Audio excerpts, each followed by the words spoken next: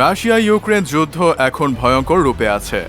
পশ্চিমা অস্ত্রের ভেলকিতে রাশিয়ার কুরস্ক অঞ্চলের নিয়ন্ত্রণ নিতে শুরু করেছে ইউক্রেনীয় বাহিনী। তবে পাল্টা আক্রমণ থামায়নি রাশিয়াও। ইউক্রেনের রাজধানী কিয়েভে ক্ষেপণাস্ত্র ও ড্রোন হামলা চালানো অব্যাহত রেখেছে রাশিয়া। সেই সঙ্গে রুশ প্রতিরক্ষা মন্ত্রণালয়ের দাবি, ইউক্রেনের দোনেৎস্ক, লুহান্স্ক ও খার্কিভ অঞ্চলের 3টি গ্রাম দখল করেছে পুতিন বাহিনী। এবার ইউক্রেনকে সতর্ক বার্তাও দিয়েছে রাশিয়ার প্রতাপশালী প্রেসিডেন্ট পুতিন। সোমবার সাইবেরিয়ায় শিক্ষার্থীদের এক অনুষ্ঠানে দেয়া বক্তব্যে পুতিন বলেছেন, তার দেশের সীমান্তে ইউক্রেনীয় বাহিনীর অনুপ্রবেশ রাশিয়ার যুদ্ধে অগ্রগতি থামাতে পারবে না। রুশ সেনারা পূর্বে ইউক্রেনের দিকে অগ্রসর হচ্ছে। এই ঘটনা প্রমাণ করে রাশিয়ার কুরস্ক অঞ্চলে ইউক্রেনীয় বাহিনীর অনুপ্রবেশ ব্যর্থ হচ্ছে।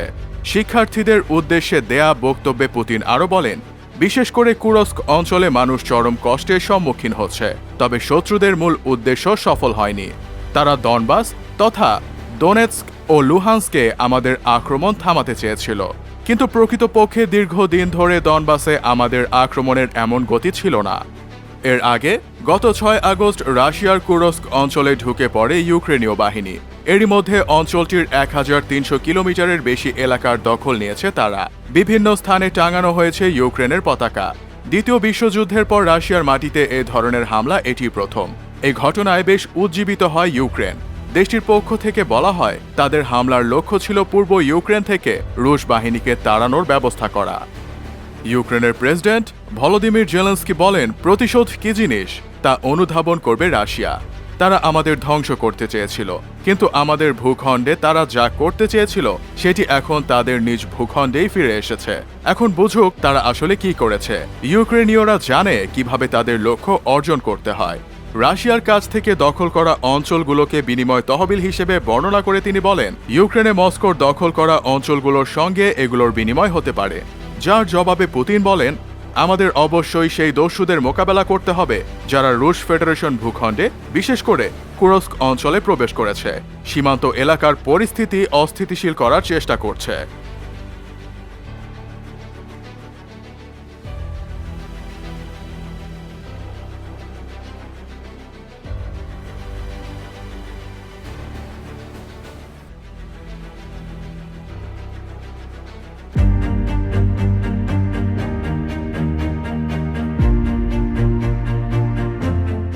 গাজা যুদ্ধ শুরুর পর থেকেই লোহিত সাগরে ইসরায়েলগামী জাহাজে একের পর এক হামলা পরিচালনা করে আসছে ইয়েমেনের শক্তিশালী হুথি বাহিনী।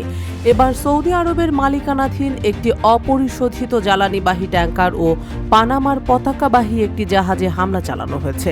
2 সেপ্টেম্বর সোমবার এই হামলা হয়েছে বলে সংশ্লিষ্ট দুটি সূত্র জানিয়েছে। সন্দেহ করা হচ্ছে হুথি বিদ্রোহীরাই এই হামলা চালিয়েছে। একাধিক সূত্র জানিয়েছে, আক্রান্ত হওয়ার সময় সৌদির পতাকাবাহী ট্যাঙ্কার আমজাদ এবং পানামার পতাকাবাহী ব্লু লাগুন 1 জাহাজটি পাশাপাশি এলাকায় নোঙর করা ছিল। হামলার শিকার হওয়ার পর সৌদি ট্যাঙ্কারটি তাদের গতিপথে চলছে, তবে এতে বড় ধরনের কোনো ক্ষয়ক্ষতি কিংবা হতাহত হয়েছে কিনা তা জানা যায়নি। ট্যাঙ্কার আমজাদের মালিক সৌদি আরবের রাষ্ট্রায়ত্ত কোম্পানি বাহরি এই হামলার বিষয়ে মন্তব্যের অনুরোধের তাৎক্ষণিকভাবে সাড়া দেয়নি বলে জানিয়েছে বার্তা সংস্থা রয়টার্স। সৌদি মালিকানাধীন এই সুপার ট্যাঙ্কারের সর্বোচ্চ 20 লাখ ব্যারেল তেল পরিবহনের সক্ষমতা রয়েছে। পানামার পতাকাবাহী জাহাজ ব্লু লাগুন 1-এর গ্রিক ব্যবস্থাপনা প্রতিষ্ঠান সি ট্রেড মেরিন এস-এরও মন্তব্য তাৎক্ষণিকভাবে পাওয়া যায়নি। সুয়েজ ম্যাক্স এই জাহাজের সর্বোচ্চ ধারণ ক্ষমতা 10 লাখ ব্যারেল। একটি সূত্র বলেছে, সৌদির মালিকানাধীন ট্যাঙ্কারটিকে সরাসরি হামলার লক্ষ্যবস্তু বানানো হয়নি। গত বছরের 7 অক্টোবর ফিলিস্তিনি সশস্ত্র গোষ্ঠী হামাস ও ইসরায়েলের মধ্যে যুদ্ধ শুরু হয়।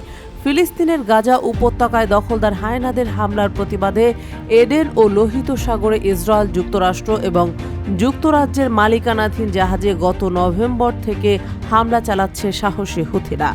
হুথিদের ঠেকাতে ইয়েমেনে যুক্তরাষ্ট্র এবং যুক্তরাজ্য যৌথ হামলা চালালেও সেগুলো তেমন ফলপ্রসূ হচ্ছে না। হুথিদের হামলার কারণে লোহিত সাগর দিয়ে জাহাজ চলাচল বন্ধ করে দিয়েছে বিশ্বের বড় বড় প্রতিষ্ঠানগুলো। বাণিজ্যিক জাহাজ লক্ষ্য করে হুথিদের হামলার কারণেই লোহিত সাগর থেকে মিশরের সুয়েজ খাল হয়ে যেসব জাহাজ ইউরোপে যেত সেসব জাহাজকে এখন আফ্রিকা ঘুরে গন্তব্যে যেতে হচ্ছে। তাই প্রাথমিক অবস্থান থেকে সন্দেহ করা হচ্ছে যে উক্ত ট্যাঙ্কার এবং জাহাজে ইয়েমেনের শিয়া মুসলিম সশস্ত্র গোষ্ঠী হুথি এই হামলা চালিয়েছে।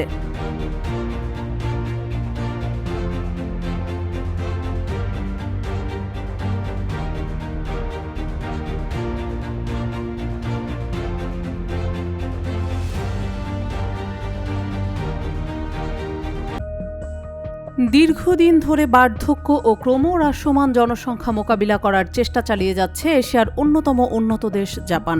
তবে এবার নতুন রোগ বাসা বেঁধেছে জাপান জুড়ে। একাকিত্ব নামক সে রোগ গ্রাস করে নিচ্ছে বাঁচার ইচ্ছে। বাড়ির ভেতর মরে পড়ে আছেন, কেউ জানেনও না। পচা গলা মরদেহ থেকে দুর্গন্ধ বের হওয়ার পর জানা যায় মানুষটি মারা গেছেন। এমন তথ্য প্রায়ই শোনা যায় জাপানে।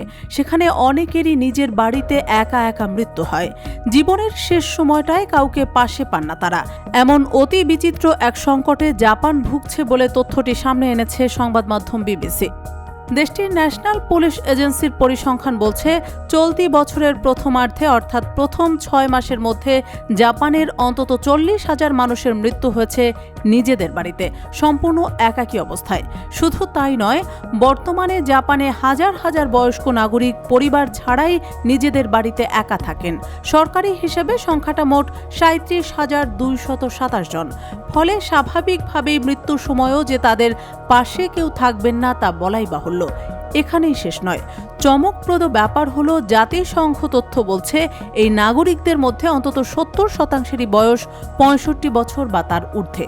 আবার যে 40,000 মানুষের মৃত্যুর পরিসংখ্যান ন্যাশনাল পুলিশ এজেন্সির তথ্য থেকে মিলছে, তার মধ্যে অন্তত 3,939টি মৃত্যুর সন্ধান মিলেছে 1 মাস পরে, আর 130টি মৃতদেহের অস্তিত্ব মিলেছে 1 বছর পার হবার পর। অর্থাৎ মৃত্যুর খবরটুকু পাওয়া বা দেয়ার মতো কেউ ছিল না আশেপাশে।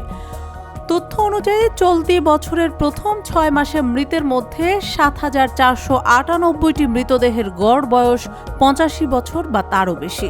5,920টি দেহের বয়স 75 বছর থেকে 79 বছরের মধ্যে, আর 5,635টি দেহের বয়স 70 বছর থেকে 74 বছরের মধ্যে।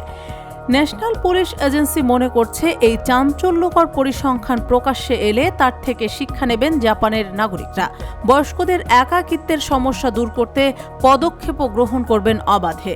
তবে তা কতদূর সম্ভব হবে না এই সমস্যা আগামী 6 মাসে আরও বড় আকার ধারণ করবে তার সময়ই বলে দেবে।